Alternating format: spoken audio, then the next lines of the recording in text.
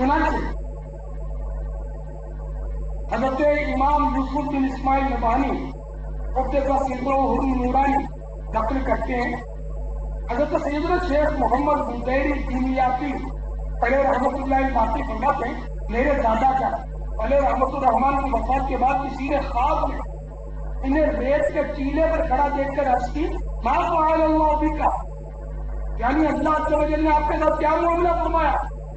جواب دیا اللہ رب العزت جل جلالہ نے میری مغفرت فرما دی اور ریت کے جتنے ضرورات میرے قدموں تلے ہیں اتنے افراد کی شفاعت کی اجازت بھی مرحمت فرمائی ہے۔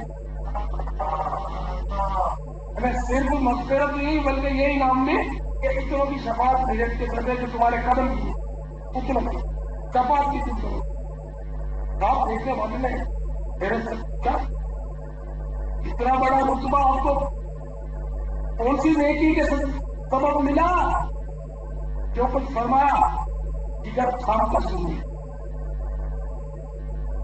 فرمایا میں جب بھی کسی مرے ہوئے کتے کو دیکھتا تو کہتا کاش یہ مرا ہوا کتا میں خود ہوتا۔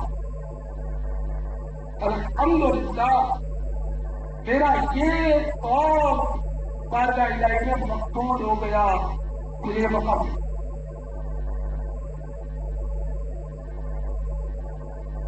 حضرت مولانا حسن اللہ خان علیہ رحمۃ اللہ حنان فرماتے ہیں خدا سگان نبی سے یہ مجھ کو سنوا دے، ہم اپنے کتوں میں تجھ کو شمار کرتے ہیں، یعنی میں کاش آقا کے کتوں میں سے آقا کے کتوں کا کتا بننا کہ آقا کا کوئی کتا وہ نہیں کہہ دے کہ تم میرا ایسا رشتہ ہے اللہ کا کسی آجی سے۔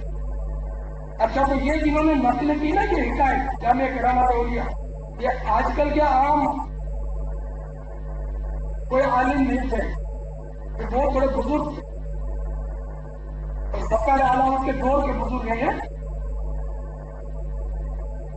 ان کی چاند میں تو ایک باتیں عرض کر کے اپنے بیان کو اختتام پر لا رہا ہوں۔ چنانچہ جامع کرامات اولیاء جلد اول کے صفحہ 67 پر آپ کے تعارف میں لکھا امام یوسف نبہانی قدس سرہ نورانی کا سفید داڑھی والا نور برسا کا چہرہ یاد الہی عز و جل کے جلووں سے جگمگاتا رہتا، ادب کے ساتھ دو زانو بیٹھنے کی عادت کریمہ تھی۔ آپ تو بیٹھ جاؤ دو زانو، آپ بھی دو زانو بیٹھنے کی عادت بنانے کی کوشش کی، جتنا ہو سکے بیانات وغیرہ میں بیانات کی تعظیم کی گئی۔ تو ان کی تو ہر وقت عادت تھی کہ ادب کے ساتھ دو زانو بیٹھتے تھے۔ آپ رحمت اللہ تعالی علیہ کی شان و عظمت کی تو بات ہی کیا ہے، یہ تو بہت بڑے ولی اللہ تھے، بہت بڑے مرتبے کے مالک تھے۔ آپ کی زوجہ محترمہ رحمت اللہ تعالی علیہا کو خواب میں ایک بار نہیں، دو بار نہیں، 10 بار نہیں، 84 بار سرکار نامدار صلی اللہ تعالی علیہ وسلم کا دیدار ہوا تھا۔ کسے ہے دید جمال خدا پسند کتاب، وہ پورے جلوے کہاں آشکار کرتے ہیں۔ صلو علی النبی۔ یہ جو واقعہ سنا ہے اس کے راوی کون ہے جانتے ہیں؟ میرے پیشوا سیدی قطب مدینہ، مزید میرے آقا نعمت سیدی قطب مدینہ حضرت مولانا ضیاء الدین مدنی علیہ رحمۃ اللہ غنی، ان کے بارے میں فرمانے کیونکہ میرے پیر صاحب کو انہوں نے خلافت دی تھی، علامہ نبانی جواہر البحار ایک پیشے لفظ میں سیدی قطب مدینہ کے حوالے سے تحریر کردہ حکایت کا خلاصہ عرض کرتا ہوں۔ اس کے رسول میں ڈوبی ہوئی سنت و بڑی کتاب جواہر البحار تحریر فرمانے کے کچھ ہی عرصے کے بعد خواب میں سرکار نامدار مدینہ کے تاجدار صلی اللہ تعالی علیہ وسلم کے دیدار فیض آثار سے مشرف ہوئے۔ سرکار ابوالقرار صلی اللہ تعالی علیہ وسلم نے جواہر البحار کو بہت پسند فرمایا اور عذرائے لطف و کرم آپ رحمت اللہ تعالی علیہ کو اپنے سینہ بے کینہ فیض گنجینا سے لگا دیا. حضرت یوسف بن اسماعیل کو کتاب سے خوش ہو کر ان کی کتاب سے خوش ہو کر سینے سے لگا. تو آپ رحمت اللہ تعالی علیہ نے بے قرار ہو کر عرض کی آقا اب جدائی کا صدمہ سہنے کی طاقت نہیں. یہ درد بھرا فطرہ مقبولیت پا گیا اور عاشق صادق امام یوسف نبہانی قدس سرہ النورانی نے اپنے آقا و مولا صلی اللہ تعالی علیہ وآلہ وسلم کے نورانی سینے سے لگ کر رحلت یعنی وفات کی سعادت پائی. اسی طرح یہ روح قبض ہو گئی. اچھا آپ کو یہ کہے کہ یہ پتہ کیسے چلا؟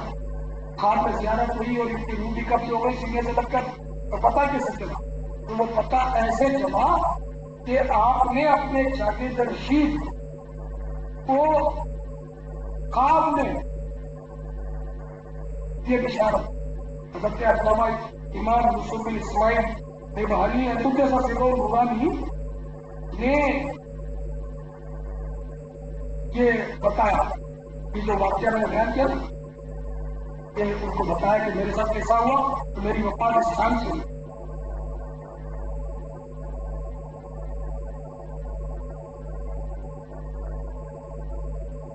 سرکار اعلیٰ حضرت رحمت اللہ تعالی علیہ کی وفات حضرت آیات کے 10 سال بعد حضرت علامہ یوسف بن اسماعیل نبہانی کی وفات ہوئی.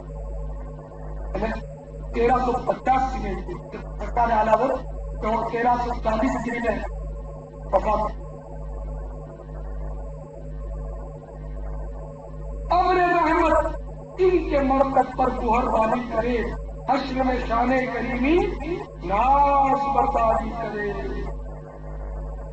اب اپنے بیان کے بعد سنتیں بیان کرنے کی ترغیب ہے نا، تو وہ بھی سنتے چلیے، اگرچہ وقت تو کافی ہو گیا.